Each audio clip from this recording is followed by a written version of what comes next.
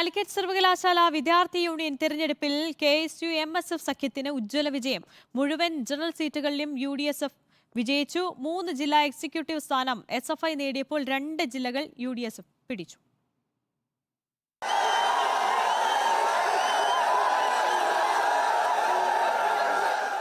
UUC പ്രതിനിധികളെ തട്ടിക്കൊണ്ടുപോയും തിരിച്ചറിയൽ card തട്ടിയെടുത്തും ഇരുവിഭാഗവും നടത്തിയ നാടകീയ നീക്കങ്ങൾക്കൊടുവിലാണ് കാലിക്കറ്റ് സർവകലാശാല ക്യാമ്പസിൽ KSU-MSF സഖ്യം വിജയക്കൊടി നാട്ടിയത്.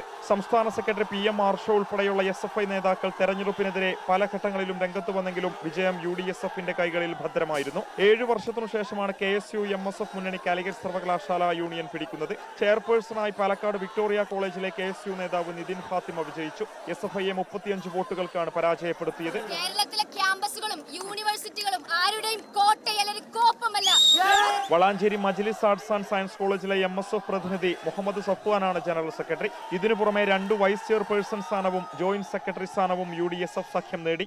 SFIയുടെ വിദ്യാർത്ഥി വിരുദ്ധ നിലപാടുകൾക്കെതിരെ കേരളത്തിലെ വിദ്യാർത്ഥികൾ വിധിയെഴുതിയതായിട്ട് ഇതിന്റെ വിജയത്തെ ഞങ്ങൾ നോക്കിക്കാണുകയാണ്. കാലിക്കറ്റ് സർവകലാശാലയിലെ മഹാഭൂരിപക്ഷ വിദ്യാർത്ഥികളും മൃഗീയ ഭൂരിപക്ഷത്തിന് MSFനെയും KSUവിനെയും തിരഞ്ഞെടുത്തിരിക്കുന്നു എന്നത് ഈ ഗവൺമെന്റിനെതിരെ വിദ്യാർത്ഥികൾ വിധി എഴുതാൻ തയ്യാറായിരിക്കുന്നു.